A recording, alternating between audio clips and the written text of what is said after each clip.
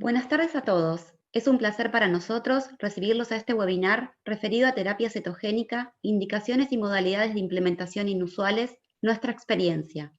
Antes de comenzar, queremos agradecer al Dr. Santiago Flesler y a la doctora Cecilia Araujo por la interesante exposición que prepararon para hoy, a Cines y a todos ustedes por conectarse y participar de este webinar. Vamos a iniciar este webinar dándole la bienvenida al Dr. Santiago Flesler, neurólogo infantil y epileptólogo, ex residente y jefe de residentes de Clínica Pediátrica y Neurología Infantil del Hospital Garrahan, ex médico de planta de Neurología Infantil del Hospital Garrahan, miembro de la comisión directiva del ACE, director médico de Cines y coordinador del equipo de terapia cetogénica de Cines. Además, contamos con la grata presencia de la doctora Cecilia Araujo, médica pediatra del Hospital Garrahan, ex residente de pediatría y jefa de residentes del Hospital Garrahan, ex residente y jefa de residentes de nutrición del Hospital Ricardo Gutiérrez y coordinadora de nutrición del equipo de terapia cetogénica de Cines. Con esta presentación, damos inicio a la exposición. Bueno, buenas tardes a todos. Gracias a la gente de VLife por la invitación y bueno, el lujo de compartir con Cecilia esta charla. Así que empezamos. Bueno, hemos decidido hablar de indicaciones inhabituales y modalidades de implementación inhabituales en terapias cetogénicas. La mayoría de la gente que esté escuchando es experta en el tema, así que nos pareció un tema interesante.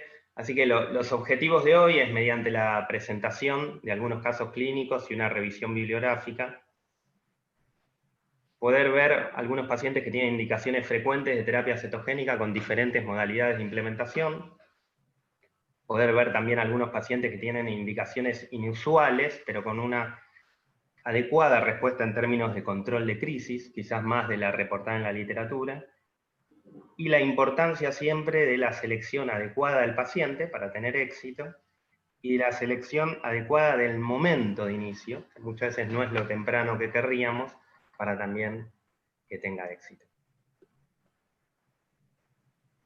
Bueno, acá les abro una pregunta a todos los que nos están escuchando.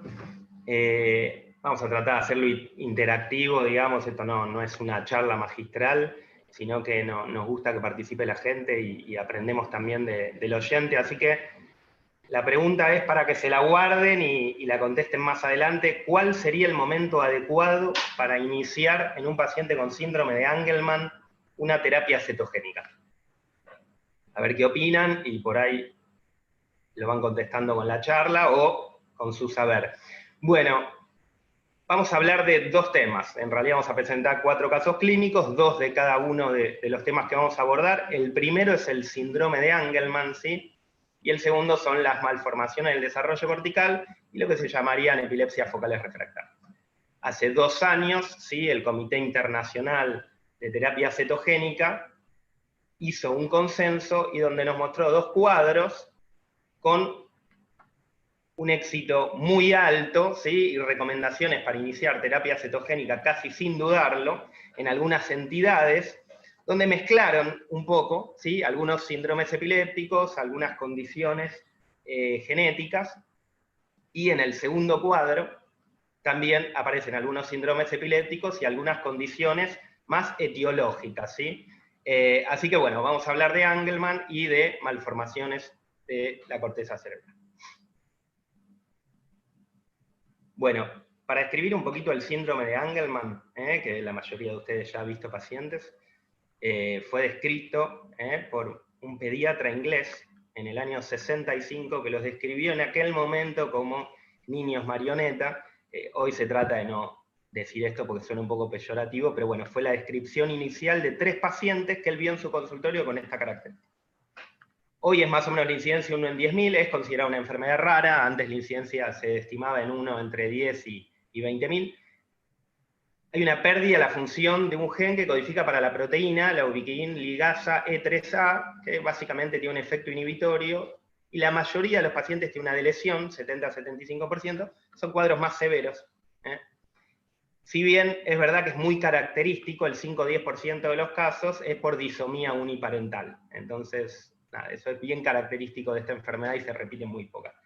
El fenotipo es característico, lo conocen, que tienen microbraquicefalia, tienen la coloración de piel, mucosas y del pelo es más clara de lo habitual, tienen una discapacidad intelectual severa, un compromiso severo del lenguaje, no suelen decir más de 10 palabras y habitualmente no tienen lenguaje, tienen ataxia, tienen hipotonía, tienen un fenotipo conductual muy particular, con risas permanentes, tienen también trastornos del sueño muy importantes, ¿sí? A diferencia del Prader-Willi, que está en la misma región, ¿sí? Génica, pero que se hereda de otra manera del otro progenitor, los trastornos del sueño del Angelman son como son en vigilia. En vigilia son muy hiperactivos y en el sueño les cuesta dormirse, les cuesta conciliar el sueño, les cuesta sostener el sueño y tienen despertares frecuentes, ¿sí?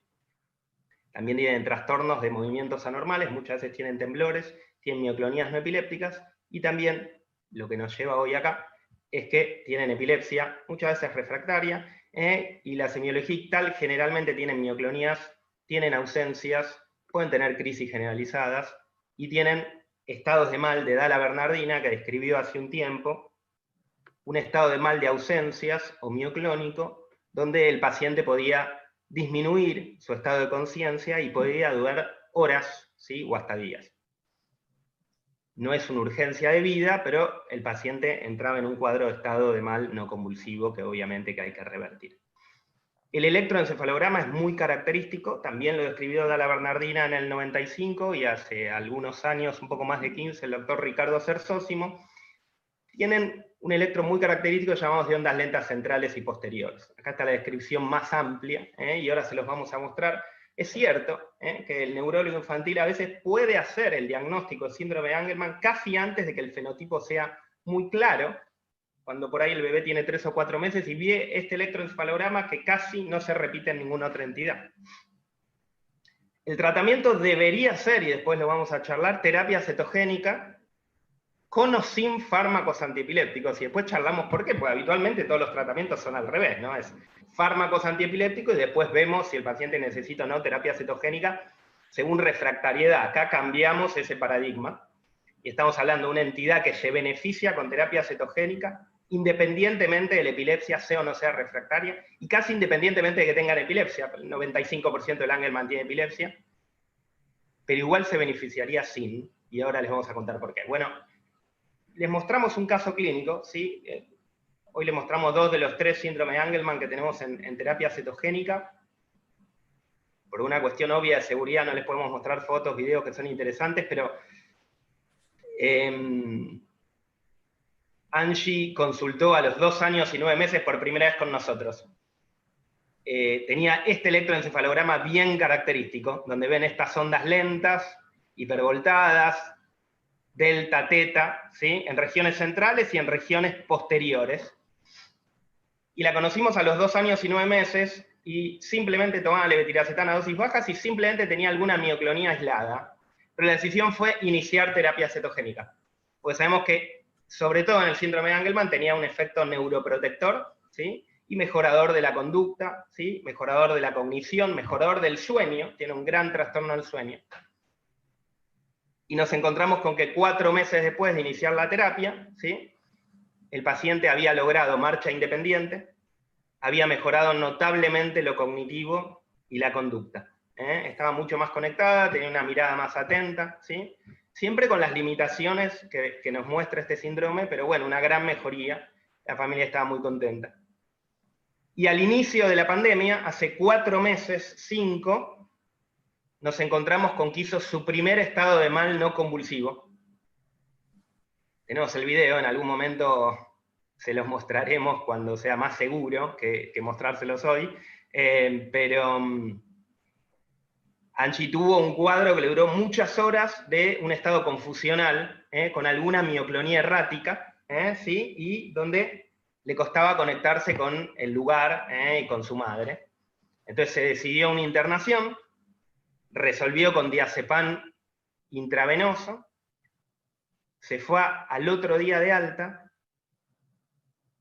y la decisión fue cambiar el estilo de dieta cetogénica. Habíamos empezado un bajo índice glicémico cuando la conocimos, como hoy casi está de moda hace muchos años iniciar en el Angelman, y está bien, ¿sí? Sobre todo en el Angelman, que no tiene ningún evento convulsivo importante, pero después subimos un poco, ¿sí? A una dieta un poco más efectiva, un poco más intensa, digamos, también con algún efecto adverso más, entonces inició dieta modificada. Y el inicio fue muy exitoso, porque tuvo en 4 meses de que iniciamos, justo al inicio de la pandemia, un excelente control de crisis, no volvió a repetir estados de mal, tampoco volvió a repetir mioclonías, y vuelve a tener como un salto cognitivo y conductual. Después les va a explicar un poco Cecilia qué quieren decir estos subtipos de dieta cetogénica. Y les mostramos otro paciente bastante parecido, que la conocimos más temprano, cuando tenía un mes para cumplir 2 años. Sofi la conocimos y tenía también alguna mioclonía aislada, no había presentado crisis importantes y también estaba con levetiracetam a dosis bajas. Así que la decisión fue, de nuevo, iniciar dieta de bajo índice glicémico. Después de iniciado esto, en la última consulta, este es el electroencefalograma también bastante parecido al anterior. Lo van a ver que es bastante patognomónico y ustedes lo ven y vuelven a encontrar estas ondas lentas, ¿sí? En la región central y posterior. Así que después de iniciada la dieta de bajo índice glicémico, notamos una mejoría en la fuerza, en la conexión y en la comunicación no verbal. Bien, perfecto. Hola a todos. Muchas gracias por convocarnos. Bueno, un poco vamos a charlar de dónde viene, ¿no?, la dieta de bajo índice glicémico. Por ahí algunos la conocen, otros no. Esto es un poco de historia. Allá por el año 2005, la doctora Pfeiffer y Thiel describen por primera vez esta dieta de bajo índice glicémico. Ellas se basan en pensar en una dieta más flexible, derivada de la dieta cetogénica, tratando de pensar en la fisiopatología. ¿Y qué observaban ellas? Observaban que los pacientes en dieta cetogénica no solo producían cetosis, sino que también mantenían niveles de glucemia y de insulina muy estables y bajos.